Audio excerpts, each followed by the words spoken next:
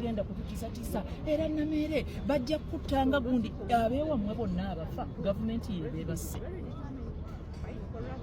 abantu beewammwe bonna abajjudde ku kijja kyewammwe abafudde bonna gavumenti yabatta balwanisa nguzi abantu bafa bulijjo era bojibira bajja kufa yasu temuleetanga obwo butiktok kututiisatiisa tujja kukola emirimu gyaffe nga baminisita genda zimuteera ku akawunti n'omusimbi gw'omulala bagupakira okwo tajja kuziba n'aba NUP babawe bonna n'abanuupu n'abadefudisi n'abakiifenna n'abenaali azirongazi nti erinnya lyo lyayingizibwayo mu palamenti olutuula luno lugenda kusasula kakati gwatudde eka akube engalo nti omubaka owaffe teyazze okasuka obuwaano mwerimba mwekka muli mu buzibu bwe bayita dinaayo naye ffe weetuli okubabuusa n'okubabuulira waliwo abaagala okutumalamu amaanyi ze nemu amaanyi simanya Nameere ate tajja kusobola kukola omuliro ali excited kuki bwe nkubutuuza ku katebe n'enkubuuza ebyo ebyekisigo byoyogera nti excited otegeeza kyonziramu ki ze nakula emyaka 2 nga taata wange minisita gyeyamala ng'ali mu MP na minisita nga nakazaalibwa nazaalibwa RDC bali ba RDC badde abatwalanga bidisitulikiti biri ebinene nga bakuumibwa kabangaliza amagye 2 n'amala n'afuuka gavana maama wange ng'akola ne maama Janet Museveni mu US era ne bwe yalwala baamutayiranga mu ddwaliro n'okumuzika maama Janet yaliwo ne kulumbe nadde kati excited ku kipya ki wano bw'opima kyolaba Nameere kye yakalaba gwe waakalaba gwalowooza nti Nameere ali excited we atannayiga Nameere gwalina amaalo g'abakyala abalinga Nameere mwamanyira nti abakyala balina kubeeraawo nga beemotyamotya nga teboogera tegeera nti mu nsi wazaalibwayo n'abakyala nga Nameere nga mugezi ng'alabika bulungi ng'asobola nga muggusa ze nagenda mu so mutuggyeko okwaka tewali muntu yena gwe mugenda kusirisa nawuliddeko omukazi omukadde bano abaludde mu paliyamenti nga naye ayogera ate Nameere lwaki ayogera kakati omaze emyaka 23 mu paliyamenti oyogera oluzungu lw'olufu oyogera ebitakwatagana ensi neekugumiikiriza naye tosobola kugumiikiriza Nameere yakayogere okyangaŋŋalanga nayogedde emirundi 2 gyokka sitting za parliament zennaakwogereramu ziri 2 omukazi yazikozeemu interview 10 ekyo kikulaga nti wenkutte nnyina kukola ki omukazi oyo omu baamuŋŋambye nti alina kaawo gwe yalemeza emukono bano abantu bajja ne babalimba nti opposition naye opposition eyo bagikozesa kuzimba kasike ya kuro kubanga balina ebyabwe bye beefunira mu gavumenti kaawo w'emukono buli baba baagala omukyusa ngadduka agenda agamba minisita abeerawo wala ku gavumenti temutwala kaawo nja kukola akavuyo ku parliament nja kukola akavuyo ku fulo baminisita bambi abamu bangu okutiisatiisa ng'amukwata amulekayo tugenda kumunoonyerezaako tukakase emyaka 9 gy'amazeeyo kiki kye mubadde mukukuta naye ekyo ekimumazisizaayo emyaka 9 kyova olaba alumba Honorable Balamu tasobola mu baminisita 8 be balonze lwaki Honorable Balamu ne Honorable Nameere be baluma omukazi omukulu so ebyaffe bye tuliko si byakabampaane si byebyo ebibyo by'omanyidde gwe nnyabo ebyokugojero n'ositula emiggo n'oba mulema oba ogenda okulya emmere n'ogyerabira ate lw'amagulu ne gakola that nonsense ffe si bye tuliko tegeera nti mu nsi wazaalibwayo n'abakyala nga Nameere nga mugezi ng'alabika bulungi ng'asobola nga muggusa nsonga bassemuju baabeeranga wano nga basiiba boogera ebikwatagana n'ebitakwatagana ossemuju alivo naye nga bajja mu kamera atubulira State House baalidde emigaati 2 omukozi n'alya emmere sowaani 2 nga byazze okutuka bajeti ya State House ne muwuliriza ebyo ne mukubenga kakati olw'okuba temwamanyira bakyala kuba voko naddala abato young women in leadership bwe tujja ne tuba voko ffe abamu mwekanga ate mu kyekango kyammwe ne mugiyita excitement gwali excited gwabadde talaba ku bantu bali that is the music in my head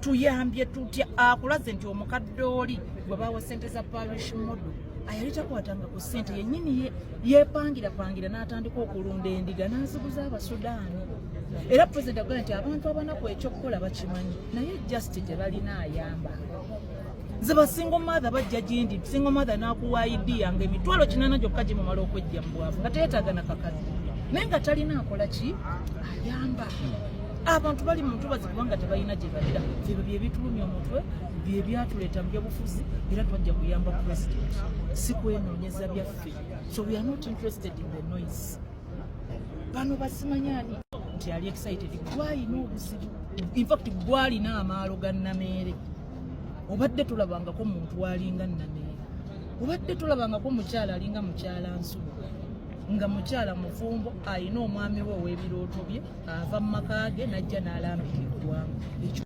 bwemba ku talk show n'otambulira mu mbeera ey'obuvunaanyizibwa nja kubeera naawe ku talk show tugende mu maaso nze naliko ku talk show n'abasajja abagezi babiri ku UBC naliko ne Andrew Mwenda ne Honorable Segona n'abalala by the way ndowooza abeenaabemu naliko nzekka nga ndi n'abasajja emmwangu nga bataano tewaliwo kavuyo konna kuba buli omu yateesanga ebyamateeka abimanyi nga ffenna kwe tutambulira naye tulina talk show ze tugenda ne baleeta omuntu tasomye talina facts tamanyi mateeka ng'amanyi nti ajja kuleeta bulesi byabateekaano abo nga nkukkakkanyako kasasiro kozze naye ng'omwerawo nga tuza kumulamu obutuleesi n'olwekyo bino In his speech, he seems to be still consistent on his message of making sure that every family must make money and move away from what he calls Sidachonga. What are your take-homes from today's State of Nation address? Well, my name is Adito Martin Andy, and I represented the people of Upper Madin, Madokolo district. The president's speech regarding poverty alleviation is something that we have been following closely, and it makes a lot of sense. The government is putting a lot of facilities for poverty alleviation. If you look at projects like the PDM, like Emyoga, and so forth, these are projects that can really transform our society. But I think where we are going wrong could be possibly because we are not using this money for the right purpose, for alleviating poverty. Therefore, the president is spot on, and we must listen to what he's saying, and we have to go back to our constituencies and tell our people, look here, there are facilities for removing poverty from within you, if you use properly the money that is allocated to you. But if you are going to use that money for social affairs, then you are not going to change your life. So we have to go as leaders to our people and the communities and educate them on how to use these monies properly and get accountable for them. I'm with farmers and with one of the person who executed PDM very well in your constituency. Let's start from there. No, I am grateful to be here today to listen to the State of the Nation address. Today the President has focused more on agriculture. We know where the focus is, and it is in several areas, but today he's focused on agriculture. He's shared his vision and testimony of what has happened over the years since the 1960s, his younger days when he was much younger than us, and how he focused on spreading wealth creation, the message of wealth creation.